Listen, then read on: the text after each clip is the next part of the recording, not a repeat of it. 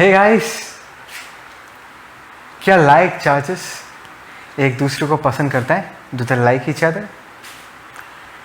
दुश्मनी है उनके बीच, they hate each other, right? Like charges को अगर हम पास लेके आएंगे, there will be a huge amount of repulsion between them. जितना पास लेके आएंगे उतना दुश्मनी इंक्रीज होगा, उतना रिपल्शन इंक्रीज होगा, ठीक है?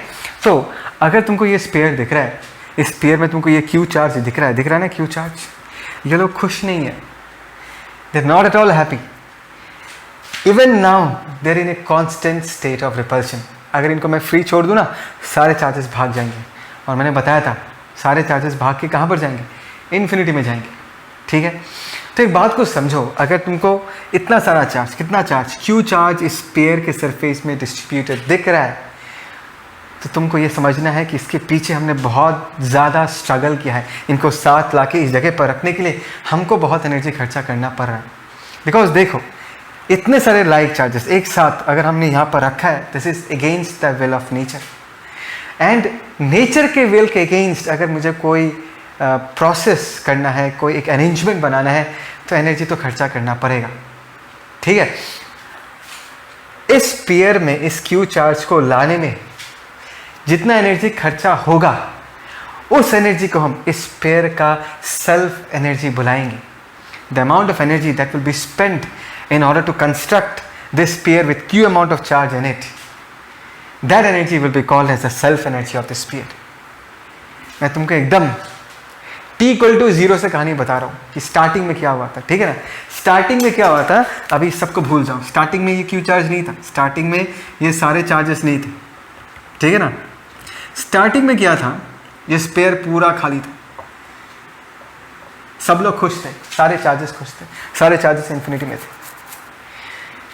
हमने क्या किया, जाके इन्फिनिटी से एक चार्ज को पकड़ा और उस चार्ज को लाके हमने इस पेयर पर रख दिया, ठीक है? तो यहां पर आ गया हमारा पहला D Q charge, first D Q charge यहां आ गया, फर्स्ट डीक्यू चार्ज यहां पर बैठा है, खुशी खुशी।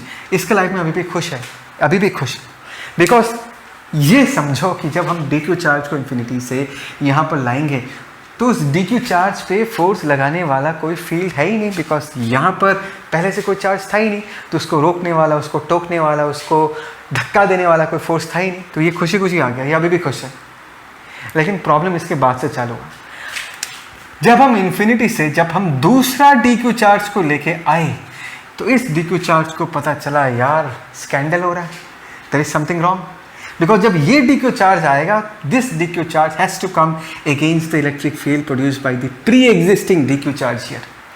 तो जब ये डीक्यू चार्ज आएगा, उसने रिपल्शन फेस किया, ये आना नहीं चाहेगा, हमको मतलब एक्सटर्नल एजेंट को इसको धक्का दे दे के लाना पड़ेगा। मतलब मुझे एनर्जी या वर्क डन करना पड़ेगा, एनर्जी खर्चा करना पड़ेगा। और हम जितना एनर्जी खर्चा करते हैं, एक तो होता है एक्सटर्नल एजेंट का वर्क, एक तो होता है इलेक्ट्रिक फील्ड का वर्क। मैं डीक्यू को चार्ज को एनर्जी दूंगा, इलेक्ट्रिक फील्ड एनर्जी निकालेगा, and it will store it in the system in the form of potential energy. ये कहानी मैंने तुमको बताया था कि एक्सटर्नल एजेंट जो काम करता है, वही कंजर्वेटिव फोर्स निकाल के सिस्टम में स्टोर कर देता है in the form of potential energy. याद आना चाहिए, ठीक है ना? तो let's get back to the कहानी। डीक्यू चार्ज आया, बहुत मेहनत करना पड़ा, उतना मेहनत नहीं करना पड़ा, because there is only one D Q charge जिसके अगेंस्ट मैंने इसको लाया, तो यहाँ पर आ गया, ठीक है ना? फिर जब नेक्स्ट डीक्यू चार्ज को लाया, उसको लाने के लिए मुझे इन दो पॉजिटिव चार्जेस के अगेंस्ट काम करना पड़ा, तो इस बार मुझे थोड़ा और ज़्यादा मेहनत करना पड़ा। तो as we keep on putting up charges on the sphere, as the amount of charges keep on increasing, इसके चारों तरफ जो फील्ड बन रहा है वो फील्ड स्ट्रॉन्गर हो रहा धीरे धीरे। The field around the sphere is getting stronger. That means next DQ charge को लाने में हमको बहुत मेहनत करना पड़ेगा। ये DQ चार्ज आना नहीं चाहेगा, ये DQ चार्जेस भी नहीं चाहेंगे कि और एक DQ चार्ज आए, तो हमको बहुत ज़्यादा काम करना पड़ेगा। और जितना इसमें चार्ज बढ़ते जाएगा, नेक्स्ट DQ चार्ज को लाने में उतना हमको एनर्जी खर्चा करना पड़ेगा। बात समझ में आ रहा है मैं क्या कह रहा हूँ? तो हमने चार्ज डाल के फाइनली स्फीयर का चार्ज 0 से बढ़ा के हमको कहाँ तक लेके जाना है? हमको कैपिटल क्यू तक लेके जाना है, ठीक है ना? तो और हमको ये निकालना है कि इस प्रोसेस में फाइनली कितना एनर्जी खर्चा होता है, मतलब कितना पोटेंशियल एनर्जी क्रिएट होता है। That is called as the self energy of the sphere. Is that clear? तो ऐसे केसेस को हम कैसे डील करते हैं, कुछ पता है? चलो ठीक है, कोई नहीं, मैं बताता हूँ। कैसे करते हैं, हम एक एनी टाइम वाला सिचुएशन लेते हैं। एनी टाइम मतलब जब ये प्रोसेस चलेगा उस प्रोसेस का कोई एक पर्टिकुलर इंस्टेंट ले लेते हैं। लेट अस से इस मोमेंट में इसके पास कितना चार्ज है, चलो लेट अस से इस मोमेंट में इसके पास कितना चार्ज है, क्यू चार्ज। ये अभी भी छोटा बच्चा है क्यू, ये बड़ा होके फाइनली कितना बनेगा, ये बड़ा होके फाइनली कैपिटल क्यू बनेगा। मतलब इसमें हम चार्ज जमा के इस क्यू का वैल्यू बढ़ा के हमको कहाँ तक लेके जाना है, कैपिटल क्यू तक लेके जाना है। फील आ रहा है ना मैं क्या कह रहा हूँ, ठीक है। लेकिन इस वक्त एट दिस पर्टिकुलर सिचुएशन यहाँ पर इस पर्टिकुलर स्पेयर पे कितना चार्ज है, क्यू चार्ज, ठीक है। तो एक बात बताओ, अगर क्यू चार्ज ऑलरेडी प्रेजेंट है, कैन यू से इस सरफेस का अभी पोटेंशियल कितना होगा। हमने सीखा है कंडक्टिंग स्पेयर, कंडक्टिंग शेल, जिसके पास क्यू चार्ज है उसके सरफेस पे कितना पोटेंशियल होता है, दैट इज के क्यू बाई कैपिटल आर। अरे ये फॉर्मूला तो मुझे पता है, तुमको आता है ना। लेकिन क्वेश्चन ये है कि ये फिजिकली रिप्रेजेंट क्या करता है, इसका रैशनल एक्सप्लेनेशन क्या है, what is we. Do you remember this, एक कॉलम का कहानी वो चाहिए, लेकिन मैं बता रहा हूँ वी का मतलब क्या है फिर से। इसका मतलब ये है कि इस पर्टिकुलर सिचुएशन में, अब दिस पर्टिकुलर सिचुएशन, अगर मैं इंफिनिटी से +1 कॉलम चार्ज को लेके आता हूं, क्या बोला रे, +1 कॉलम चार्ज, +1 कॉलम चार्ज को लेके आऊंगा तो इतना पोटेंशियल एनर्जी इंक्रीज होगा, ठीक है, समझ में आया, इतना पोटेंशियल एनर्जी इंक्रीज होगा। लेकिन हम लाएंगे किसको, हम तो लाएंगे DQ चार्ज को। तो अगर हम DQ चार्ज को लेके आएंगे तो कितना पोटेंशियल एनर्जी इंक्रीज होगा, चलो लिखते हैं DU, small amount of potential energy increment, DU से इंक्रीज होगा। एक कॉलम आता है तो कितना पोटेंशियल एनर्जी इंक्रीज होगा, V अमाउंट इंक्रीज होगा। DQ चार्ज को लेके आएंगे तो कितना इंक्रीज होगा, V into DQ, basic unitary method. एक एप्पल का प्राइस 10 रुपये, 2 एप्पल का प्राइस कितना होगा, 20 रुपये, ऐसा ही है ना। एक कॉलम लाओगे तो V होगा, DQ लाओगे तो V इंटू DQ। ये सब भूलना मत यार, मैंने बहुत लोगों को देखा कि इतना सिंपल चीज़ें उनको समझ में नहीं आता कि कैसे आता है। मैंने जैसे बोला ना वैसे ही समझना है। एक को लाओगे तो V, DQ को लाओगे तो V into DQ। Value put कर दो, V के जगह हम क्या पुट कर सकते हैं, that is KQ by R into DQ। अभी हम कहानी ख़त्म करेंगे। टोटल एनर्जी निकालने के लिए हमको इंटीग्रेट करना पड़ता है, आई होप से तुमको दिखाई दे रहा है। तो चलो मैं यहाँ लिखता हूँ, टोटल एनर्जी जब कुछ भी चार्ज नहीं था, पोटेंशियल एनर्जी भी क्या था, 0 था। अच्छा, जब फाइनली चार्ज कैपिटल Q हो जाएगा, चलो हम कहते हैं कि तब का पोटेंशियल एनर्जी कितना हो जाएगा, कैपिटल U। मैं फ्रेम में हूँ ना, तुमको दिखाई दे रहा है ना, ओके, तब U हो जाएगा, ठीक है। अच्छा, तो इसको इंटीग्रेट करेंगे तो हमको क्या मिलेगा, U in this case is equal to, integration के बाहर खुशी खुशी K बाई R चला जाएगा। Q इंटू D को कितना आ जाएगा बताओ, Q इंटू D को इज Q स्क्वायर बाई 2 को बाहर रखते हैं। इसका लिमिट्स हम क्या पुट करेंगे, 0 से लेके कैपिटल Q तक, और K के जगह हम लोग लिख लेंगे 1/4 पाई एप्सिलॉन नॉट, 2 पहले से था तो ये हो जाएगा 8 pi epsilon naught into R, और यहाँ पर आ जाएगा Q स्क्वायर। तो अगर हम इसको सजा के लिखें तो क्या आएगा, Q square divided by 8 pi epsilon naught into R। सो ये है self energy for a conducting sphere या शेल। Is that clear. ये फॉर्मूला याद रखना, बहुत इंपॉर्टेंट फॉर्मूला है, Q square by 8 pi epsilon naught into R। दिख रहा है ना तुमको, मैं तुमको टाइम दूंगा, मैं यहाँ पर खड़ा हो जाऊँगा, पॉज करके तब लिखना। अभी सिर्फ कहानी सुनते जाओ, ठीक है। मज़ा आ रहा है ना, मज़ा और भी आएगा। ये 2 सिचुएशंस बाकी है, ये तो एकदम लेवल 1 था, लेवल 2 लेवल 3, ठीक है। ओके, ये क्या है भाई, पता चल गया ना, this is a uniformly charge sphere, मतलब नॉन कंडक्टिंग होगा। कहानी वही है कि इसको बनाने में कितना एनर्जी खर्चा होगा, मतलब इसका सेल्फ एनर्जी क्या है। तो इसको करने के लिए, इसको सोचने के लिए मैं तुमको एक पर्टिकुलर लाइन ऑफ थॉट दूंगा, उसी तरीके से सोचना, then it will be simple for you. मतलब अगर ऐसा सोचोगे, और वो ऐसा है, तुम ये समझो कि ये जो स्फीयर तुमको दिख रहा है आर रेडियस का, Q चार्ज का, तो ऐसा सोचो पहले ये स्फीयर पॉइंट साइज का था।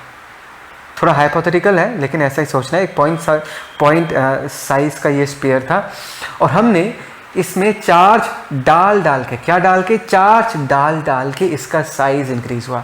मतलब चार्ज डालेंगे तो साइज इंक्रीज होगा, चार्ज डालेंगे तो साइज इंक्रीज होगा, ठीक है ना। मतलब ऐसा समझो कि ये स्फीयर को हमने चार्ज डाल के बनाया, जितना चार्ज डालेंगे उतना उसका रेडियस क्या होगा, इंक्रीज होते जाएगा। चार्ज डालते जाएंगे, रेडियस R इक्वल टू 0 से बढ़ के फाइनली कैपिटल R तक जाएगा। इज दैट क्लियर, समझ में आया। ठीक है, मैं फिर से बताऊंगा, ये नेक्स्ट डायग्राम मैंने तुम्हारे लिए बना के रखा है और फील दूंगा, इसका मतलब क्या है, ठीक है ना, इसके पीछे का जो बेसिक है। तो एक बार इसका डेंसिटी डिफाइन कर लेते हैं। तो density is equal to Q by volume लिख दिया। सर आपने ऐसा क्यों किया? बिकॉज मुझे पता है कि ये चाहिए, ठीक है, तुमको भी पता चल जाएगा, एक बार हम कर लेंगे तुमको पता चल जाएगा कि ये सब चीज़ें आगे जाके हमको चाहिए होगा। अच्छा, अभी इसको देखते हैं, ये क्या है, ये जो है इसका बचपन है, बचपन समझ में आ रहा ना, ये प्रेजेंट है, ये पास्ट है, मतलब पहले ये स्फीयर ऐसा दिखता था, समझ में आया, छोटा था, बचपन है इसका। अभी भी इसके पास टोटल कितना चार्ज है, क्यू चार्ज है, वो बड़ा होकर उसके पास फाइनली कैपिटल क्यू चार्ज आएगा, लेकिन अभी उसके पास कितना चार्ज है, छोटा क्यू चार्ज है। और हम क्या कर रहे हैं, हम इन्फिनिटी से चार्ज को लेके आ रहे हैं, कितना चार्ज को लेके आ रहे हैं, डी क्यू चार्ज को, डी क्यू चार्ज को लाएंगे, और जब वो डी क्यू चार्ज को हम इस सरफेस पे छोड़ेंगे ना, तो ऐसा सोचो कि ये जो डी क्यू चार्ज है ये पूरे सरफेस पे डिस्ट्रीब्यूट हो जाएगा in the form of a thin infinitesimally small thick layer. समझ में आया ना, मतलब सीधा सीधा बोलूँ तो ये जो डी क्यू चार्ज है इसके चारों तरफ फैल जाएगा in the form of a very thin layer. मतलब ये जो लेयर है, ये जो दिख रहा है ना, ये वाला डॉटेड लाइन्स वाला, ये लेयर है, इसमें कौन रहता है, इसमें डी क्यू चार्ज रहता है। और इस लेयर का थिकनेस हमने क्या माना, ये अगर आर रेडियस है, इसके अलावा अगर हम थिकनेस मेजर करेंगे तो इसको हम क्या लिखेंगे, डी आर लिखेंगे। तो डी क्यू चार्ज का घर कौन सा हुआ, डी क्यू चार्ज का घर हुआ ये जो तुमको पतला सा, ये जो थिन सा लेयर दिख रहा है, इसका जो वॉल्यूम होगा डीवी वॉल्यूम, इसका वॉल्यूम कितना होगा, डीवी वॉल्यूम, यही इस डी क्यू चार्ज का घर है। तो पहले हम ये निकाल लेते हैं कि ये जो पतला सा लेयर बना है, तुमको पतला सा लेयर दिख रहा है, उसका वॉल्यूम कितना होगा, डी। ठीक है, आई होप सो तुमको ये पता है कि ये जो पतला सा तुमको शेल टाइप दिख रहा है, उसका वॉल्यूम हम निकालेंगे कैसे, क्रॉस सेक्शनल, मतलब surface area of the sphere, sphere का सरफेस एरिया कितना है, 4 पाई आर स्क्वायर, समझ में आया, into thickness of the layer. Sphere का सरफेस एरिया कितना हो गया, 4 pi r square into thickness of the layer, that is 4 pi r square into thickness, layer का थिकनेस कितना होगा, डी आर। ये हो गया इस थिन लेयर का वॉल्यूम। और इसमें कौन रहता है, डी क्यू चार्ज रहता है। सो डी क्यू का वैल्यू हम लोग क्या लिख सकते हैं, डी क्यू का वैल्यू हम लिख सकते हैं, रो है what, rho is a charge per unit volume, भूलो मत, दिस इज, इसका जो यूनिट होगा दैट इज कोलम पर मीटर क्यूब, मतलब पर यूनिट वॉल्यूम में रो चार्ज रहता है।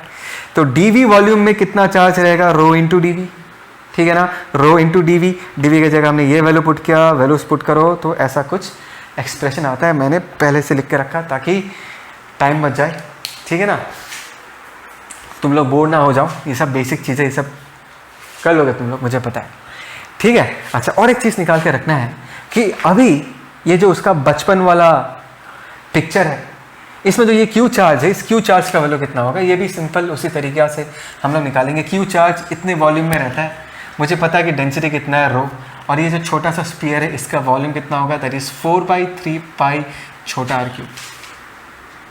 आए ना समझ में। अच्छा, रो का वैल्यू पुट कर देते हैं, चलो थोड़ा सा जगह बचा के लिखता हूँ। रो का वैल्यू क्या लिखेंगे हम, कहाँ गया रो, हाँ रो तो इधर ही है, तो क्या लिखेंगे 3Q divided by 4 pi capital R cube into यहाँ पर क्या आया 4/3 पाई छोटा आर क्यूब। 4 पाई एक एक को मार देता है, 3 को मार देता है, तो फाइनली यहाँ पर क्या बचा, Q छोटा आर क्यूब, दिख रहा है ना, Q छोटा R cube divided by capital R cube. ये हो गया छोटा Q का वैल्यू। सर आपने ऐसा क्यों किया, क्योंकि मुझे पता है, मैं लास्ट 11 साल से पढ़ा रहा, मुझे पता है कि ये चाहिए होगा। टेंशन मतलब तुमको भी पता होगा भाई, पहले मुझे बताने दो, क्लियर हो जाएगा क्यों चाहिए ये, ठीक है ना, कि हमने क्यों निकाल के रख दिया। अच्छा फाइन, सब समझ में आ गया, क्यों पता चल गया। अभी हमको तो एनर्जी निकालना है, हम क्या कर रहे हैं, हमको तो एनर्जी निकालना है, ठीक फाइन। अच्छा अभी एक बात बताओ, इस वक्त इसके सरफेस का पोटेंशियल कितना होगा, चलो कहाँ लिखो, यहाँ लिखता हूँ। इस वक्त इसके सरफेस का पोटेंशियल कितना होगा, सरफेस पे we can assume all the charges, कहानी याद है ना, at the centre of the sphere, right, या सरफेस पे सीधा फॉर्मूला अगर यूज़ करेंगे तो क्या होगा, KQ बाई छोटा, ये हो गया पोटेंशियल। और यही वाला लॉजिक यूज़ करेंगे कि एक कॉलम चार्ज लेके आऊँगा तो इतना एनर्जी बनेगा, अभी मैं किस चार्ज को लेके आऊँगा, DQ चार्ज को लेके आऊँगा, तो कितना पोटेंशियल एनर्जी बनेगा, DU is equal to V into DQ। देखो तुम इस बात को समझो, हर बार हम एक DQ चार्ज ला रहे और एक लेयर बन रहा है। नेक्स्ट DQ चार्ज लेके आऊँगा, इसका लेयर और थोड़ा मोटा बनेगा। नेक्स्ट DQ चार्ज आएगा, वो भी और एक लेयर बनाएगा। तो layer by layer, layer by layer, ये छोटा सा बच्चा बड़ा सा लड़का बन जाएगा आगे जाके।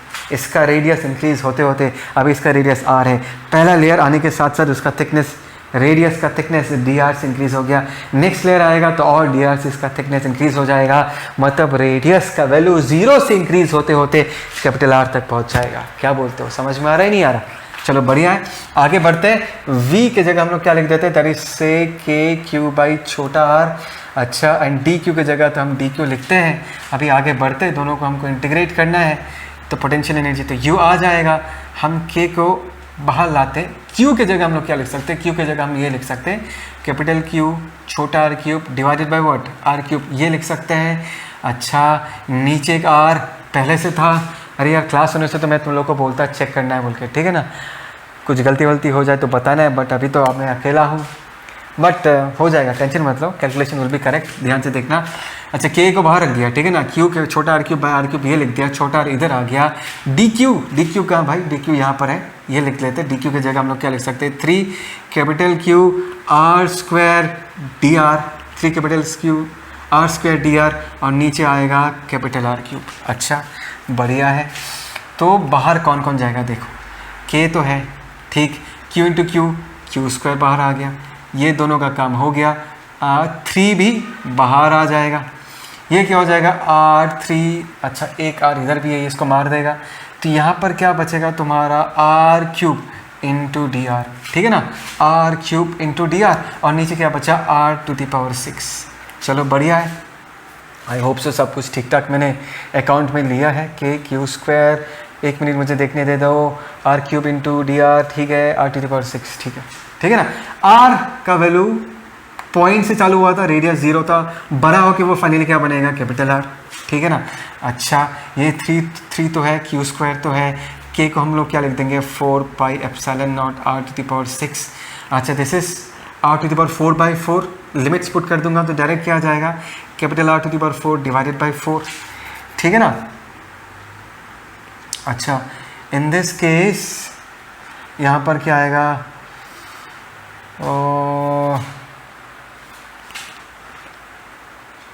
ओहो एक गड़बड़ मैंने कर दिया यार, मुझे पता था मैंने गड़बड़ करूँगा। यहाँ पर एक r बचा हुआ है ना यार सॉरी, यह r³ है, this is r, that means r⁴।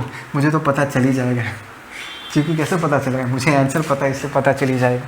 ठीक है, जल्दी r³ r है, r⁴ है, तो 5 आएगा, दैट इज r⁵/5। अभी ठीक लग रहा, बिकॉज मुझे पता है नीचे 20 आना है, आ नहीं रहा था, ठीक है ना। अच्छा, अभी यहाँ पर क्या होगा, ध्यान से देखो, ये r5 यहाँ पर r को मार देगा तो ऊपर क्या बचेगा, that is 3q² divided by 20πε0 into r। 3q² by 20πε0 into r is the correct answer, मुझे पता है, ठीक है। And this is the self energy of a uniformly charged sphere. सही है ना कंसेप्ट, मज़ा आ जाता है इसको करने से, ठीक है ना। ये हो गया सेल्फ एनर्जी। अच्छा, अभी थोड़ा सा क्वेश्चन आंसर राउंड। देखो, दोनों केसेस में सेल्फ एनर्जी के एक्सप्रेशन में Q के ऊपर हमेशा स्क्वायर है ना, Q के ऊपर स्क्वायर।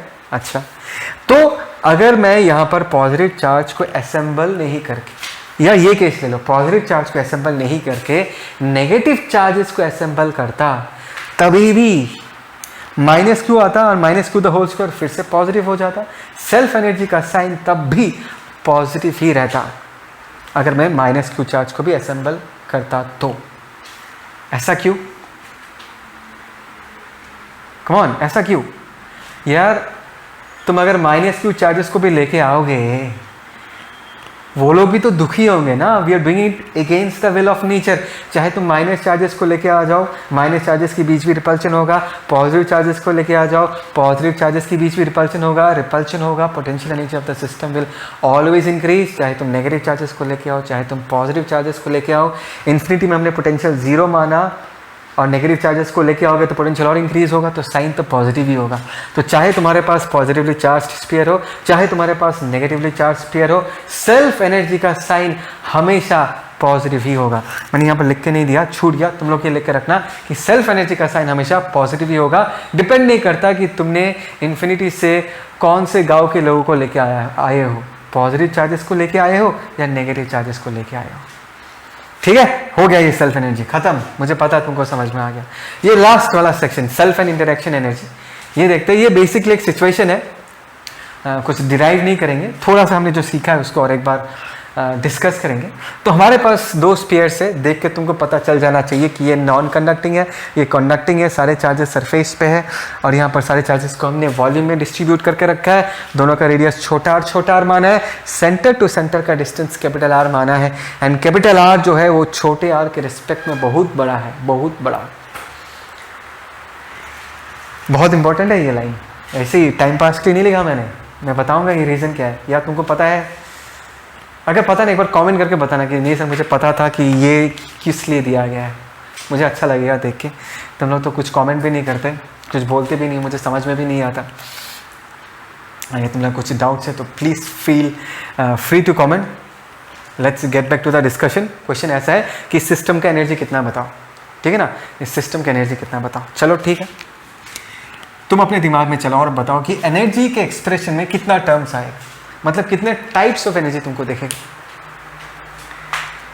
पहला, सर इन सारे चार्जेस को तो अपनी इन्फिनिटी से यहाँ पर असेंबल किया, मतलब इसका खुद का एक सेल्फ एनर्जी आएगा। बढ़िया, मैं खुद ही मान ले रहा हूँ कि तुम कह रहे हो और खुद अपने आप खुश हो जा रहा हो कि तुम सही कह रहे हो बोल के। सर ये जो नेगेटिव चार्जेस है इनको भी अपनी इन्फिनिटी से लाया है, अगेंस्ट दैट विल इनके बीच भी रिपल्शन है, तो इनके पास भी एक सेल्फ एनर्जी होगा। बढ़िया, ये भी सेल्फ है, ठीक है ना।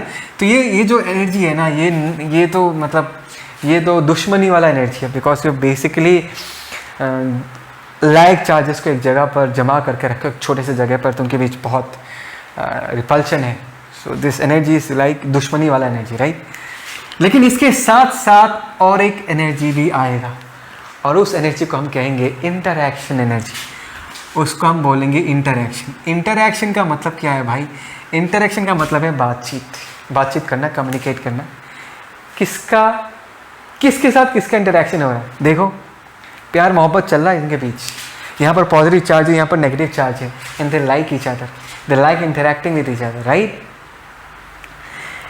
So, as because these two spheres, one is having a positive charge and another is having a negative charge and they can interact with each other, तो इनके इंटरैक्शन के कारण और एक एनर्जी आएगा जिसको हम बोलते हैं इंटरैक्शन एनर्जी, ठीक है, समझ में आया। और ये जो एनर्जी होगा वो हैप्पी एनर्जी होगा, बिकॉज एक पॉजिटिव एक नेगेटिव है, they would like to stay close to each other, मतलब interaction will be good kind of interaction, ठीक है ना।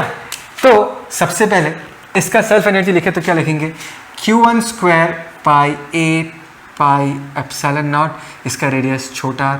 इसका सेल्फ एनर्जी लिखे तो, ओहो सॉरी यार, ये तो यूनिफॉर्मली चार्ज स्फीयर, उसके लिए 3Q स्क्वायर होता है। ओके, इसको 3 लिख देता हूँ, इसको लिख देता हूँ 20 pi epsilon naught into R. ये हो गया इसका कंडक्टिंग स्फीयर का, इसका होता है Q square by 8 pi epsilon naught, मतलब Q2 square by 8 pi epsilon naught into R. और ये वाला जो एनर्जी है इसके एक्सप्रेशन में क्या होगा, ध्यान से देखना। इस केस में हम लोग क्या मान रहे हैं? इस केस में हम ये मान रहे हैं कि सारा Q1 चार्ज सेंटर पे है, सारा Q2 चार्ज सेंटर पे है और एक दूसरे के साथ इंटरैक्ट कर रहे हैं। तो centre to centre distance imagine करो, यहाँ पर Q1 बैठा हुआ है, यहाँ पर Q2 बैठा हुआ है, तो दो चार्जेस अगर एक दूसरे के साथ इंटरैक्ट करेगा तो कितना एनर्जी बनेगा? देखो, प्लस के Q1, ठीक है ना, साइन के साथ पुट करना है, ये नेगेटिव चार्ज है, माइनस Q2 डिवाइडेड बाय हमने क्या लिख दिया? आर लिख दिया। तो ये हो गया हमारा इंटरैक्शन एनर्जी वाला टर्म। तो ये हो गया इस पूरे सिस्टम का एनर्जी, दो सेल्फ एनर्जीज और एक इंटरैक्शन एनर्जी, ठीक है। कंप्लीट? कंप्लीट नहीं है, अभी भी कुछ बाकी है। सर आपने ये नहीं बताया कि ये क्या है, आपने ये कंडीशन क्यों लिया? पहले ये समझो कि फिजिकली रैशनली ये कंडीशन एक्चुअली क्या रिप्रेजेंट कर रहा है। अगर मैं कह रहा हूं कि ये जो डिस्टेंस है capital R, that is very very very very large as compare to small R, इसका मतलब पता है? इसका मतलब ये पता है कि ये समझो कि इन दोनों के बीच का डिस्टेंस बहुत ज़्यादा है, स्फीयर्स बहुत छोटा है, मतलब कैपिटल आर के रेस्पेक्ट में उसका रेडियस बहुत छोटा है, and the two spheres are very very far away from each other, बहुत दूर है। इसका रीज़न क्या है? मैंने ऐसा क्यों माना कि दोनों स्फीयर्स एक दूसरे से बहुत बहुत दूर है? Come on guess. इसका रीज़न ये है कि हमने सारे चार्जेस को सेंटर पे माना। ये कब मान सकते हैं?